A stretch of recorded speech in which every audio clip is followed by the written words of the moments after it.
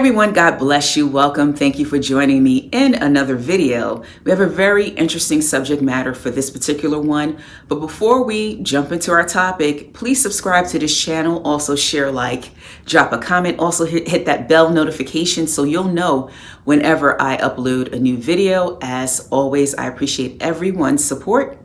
Now let's get into this topic, this very interesting and important topic of the signs of a spiritual attack. I think this is a topic that the faith community, that the Christian community does not talk enough about. There's not enough preaching and teaching on this particular topic, in my opinion. And it's a very important one because this is an issue, especially if you're watching this and you're a person of faith. This is an issue that we struggle with and that we deal with every single day, spiritual attacks. And even if you're watching this and you're not a Christian, if you're not a quote unquote person of faith, or at least this particular faith, you must know that you too are struggling with spiritual attacks, and you're not immune to it either, whether you believe in it or not. So in this particular video, I just want to highlight a few things and a few strategies of Satan, of the enemy, that we are to look for as Christians, as believers. And also, I want to encourage you to continue to fight the good fight, but you must know, and we must know what we're fighting against and the signs and the things to look for. And that's what I want to highlight and equip you with in this particular video. But before we get started, I must say that this particular topic is I would say a dubious one. It's not particularly clear all the time. You know, you have some people that take this, this particular issue to an extreme, and they think that everything is an attack from Satan. Just know that if you're struggling with something, if you're going through a very negative experience, if you're going through trials and tribulations, if you're going through pain and suffering, that is not always an attack from the enemy. We live in a world that is sinful, that is fallen. We ourselves, we struggle with sin. And just know that because you're a human being on earth, you're going to go through some negative things and some things that are unpleasant and some seasons of pain. And those seasons of pain and those struggles are not always an attack from the enemy. But just know that there are definitely attacks that we struggle with and that we deal with that are directly from the enemy. And we need to know what they are. So there are 4 things that I have identified. There are more, but there are 4 particular things that I've seen time and time again when it comes to the attacks of the enemy. And I just want to tell you what they are in this video. But first, let's talk about what a spiritual attack is, what that means. Very simply put, I'm going to make it very simple, very plain. It's an attack on your life, my life, from supernatural powers, from powers of evil, from powers of the Satan. We get the Apostle Paul very clearly states what this is in the book of Ephesians chapter 6, starting at verse 12. I'm going to read it in the NIV version, and it reads, "For our struggle is not against flesh and blood, but against rulers, against the authorities, against the powers of this dark world, and against the spiritual forces of evil in heavenly realms." So that's basically what a spiritual attack is and what we have to deal with as people on this earth. Satan is the prince of the air, and that's where his domain and where his power is, and he's going to attack us. So we have to be ready, and we have to equip ourselves. And later on in the book of Ephesians, chapter 6, the Apostle Paul tells us we have to put on the whole armor of God to protect ourselves against the attacks of the enemy. So what are these attacks, and how do we tell the difference of, okay, we're just going through something because we're people on earth, and okay, this is definitely something that's coming from evil and coming from Satan himself? The first thing I want you to watch for, and the first thing I want you to look out for, is one, a sudden shift and change, a quick shift, a quick change in the environment, a sudden shift and change to the negative in your thinking and your feeling, a sudden shift and change in the people around us that is really atypical, really out of the norm. Going back to what I said earlier, this may not always be the case that is Satan attacking you if there's a sudden shift and change in the environment and the people around you and your thinking and what's going on internally. But typically when Satan attacks, he does these swift attacks, and he does it quick, And he does it to catch us off guard, and it's usually sudden. And when we're least expecting it, sometimes we're living our lives, we're going through a routine, and all of a sudden, bam, we're attacked. We're attacked in our body. Bam, we're attacked on a job. Bam, we're attacked in our family. There's stuff going on. So you have to look for those sudden shifts and, really a natural feeling of changes in your environment, changes internally, changes with the people that you deal with on a daily basis, changes in your family. So look for the sudden shifts. That is a tactic, and that is a weapon of Satan. He loves to do that to catch us and to disarm us and to catch us off guard, especially when we're in a state and we're, maybe in a happy state and things are going great for us. So look for the sudden shift and a sudden change. That is a tactic of the enemy. I have seen it time and time again, and I just wanted to share that with you. Now, the two next things that I'm going to talk about, there are key things to look for. If what you're experiencing, if you're going through something, if you're going through trials and tribulations, if you're going through something negative, if you're going through pain and suffering, these are the two things that you need to look for in order for you to know that what you're experiencing could be more than likely a spiritual attack from the enemy. Number one is confusion. So in your pain and your suffering and what you're dealing with, is there confusion in the midst? This is a major weapon from the enemy, is to put on or to attack us with the spirit of confusion. Because if you can confuse a person, if you can confuse a person's mind, you can easily influence them and you can easily control them. So Satan loves to use confusion. He loves to confuse our minds, confuse our thought, confuse situations. There's a lot of confusion in the world right now. I believe that there's a lot of evil going on, and that's part of his tactic, is to confuse people, to confuse the masses, confuse us individually. So that's a major, major tactic from the enemy. So whatever you're experiencing that's not so great or not so, that's negative, look for is if there is confusion in the situation. If there's confusion in the situation, because that's a major a major weapon of Satan, that means that it could be, a spiritual attack from the enemy. The next thing to look for is division. Satan loves to use the weapon of division.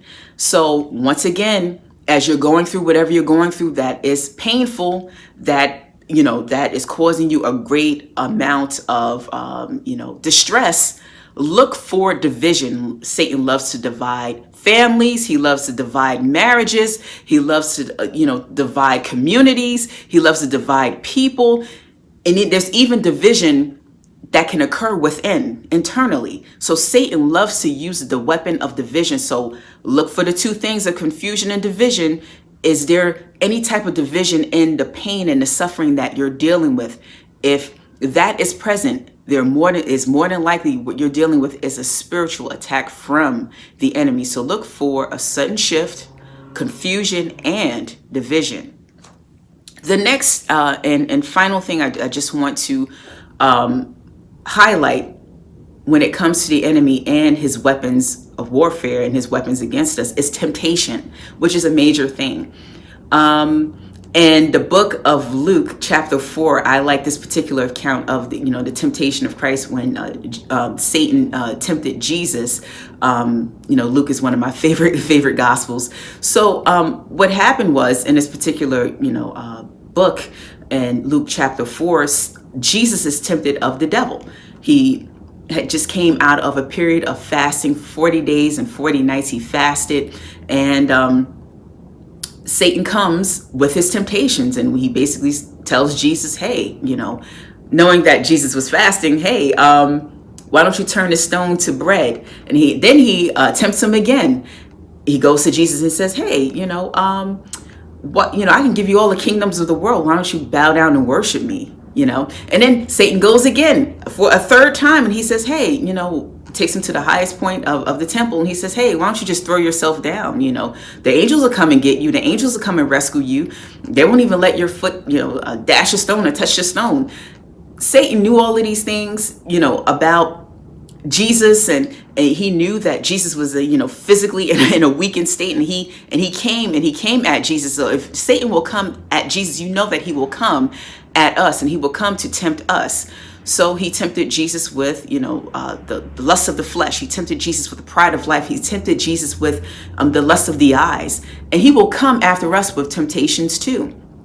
And of Jesus, because he was Lord, of course he overcame it. But that's pretty deep, to know that if Satan will come after God himself in flesh, that he would definitely come after us on earth with various temptations. And Satan is not going to come with a temptation or with something that you can easily overcome. He's going to come with something that that's really going to get you to think and really get you to contemplate doing what he wants you to do. And he's going to come with things that you're weak in, the areas that you're weak in, your biggest vices. He's going to throw in your face. He's going to bring it at you. And just know, when it comes to temptation and spiritual attacks, just know that Satan loves to attack you when you're in a weakened condition. And we could take Jesus for an example, fasting 40 days and 40 nights. Some people fast, they can't even fast a day and they feel weakened, like they're going to pass out. So imagine going 40 days and 40 nights without food. So Satan will come and he will come and attack us when we're in a weakened state, when we're vulnerable. And he also likes to attack us when after some great success and after things are going well for us, and when we have achieved some great goal, he will come and attack us during those point in times. And that's when, those are the things that I have identified, Satan, when Satan comes to attack, when it comes to temptation, he will attack us when we are weak. And he'll attack us after some great success or milestone in our lives. So those are the major things to look for: a major and sudden shift in an environment, and with people, with ourselves, confusion, division, and also temptation. The next thing that we ought to look for is internally, the internal attacks that we are to look for that comes from the spirit realm. Now, these particular things that I'm going to talk about, they could come and go, and it may not necessarily be a spiritual attack, but these are often a part of, Satan, the areas that Satan loves to attack human beings and people with. And in order for this to be a spiritual attack, you will experience an overwhelming, especially going back to the first point, a sudden and overwhelming feelings of the following: discouragement, depression, loss of spiritual desire to connect with God, physical fatigue, overwhelming feelings of these things, overwhelming feeling of doubt, very negative and disturbing thought life. If all of a sudden, or your thought life is out of control, and very disturbing thoughts going through your mind, sick things going through your mind, just know that could be an attack from the enemy. Thinking strong thoughts and overwhelming thoughts of going back to your old life and how you used to live, especially if your lifestyle was a destructive one, especially if you are a person who has overcome a certain addictions and you're in recovery. All of a sudden you're feeling overwhelming feelings of going back to that drug or to that thing or to that habit or to the way you used to live that was destroying your life. That could be an attack from the enemy. Also, overwhelming feelings of rejection, of guilt, of shame, of condemnation, of loneliness. And also, finally, and there's more, but finally, the resurfacing of traumas and things that you thought you were healed from, and old wounds. All of a sudden, those traumas and those things that you went through begin to project at the forefront of your mind in an overwhelming way, where it brings you down. You should know that that's probably an attack from the enemy on your life, and you must resist the enemy and put on a full and total armor of God and stay connected to God. When we are connected to God, that means that we are able to withstand the attacks of the enemy. We're able to resist the devil. The word of God says, resist the devil and he will flee. Just know that those are the signs of a spiritual attack.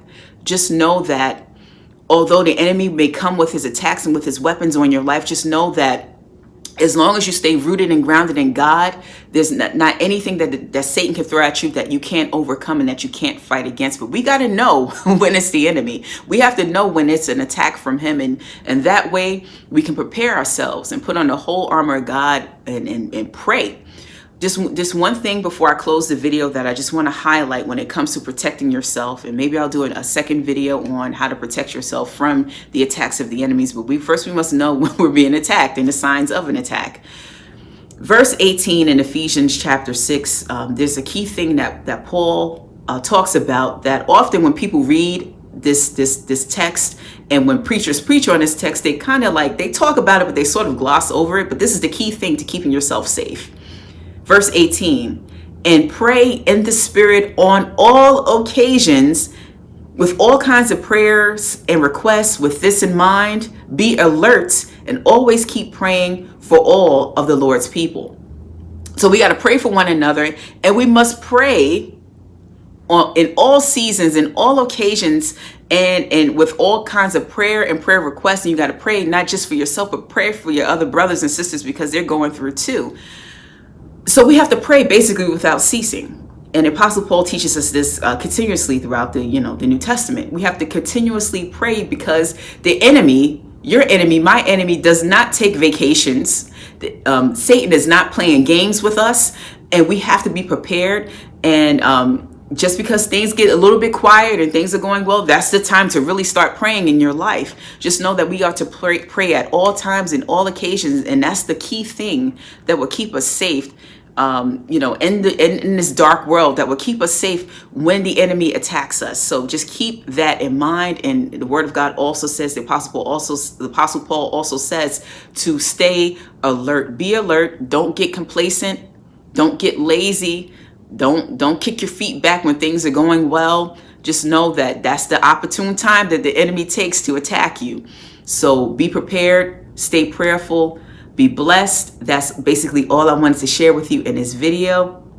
If you like this video, also just share it. Share this video with someone else. Maybe it could be helpful to someone else. That's all I have for you for this one. Take care. God bless. And I will see you in the next video.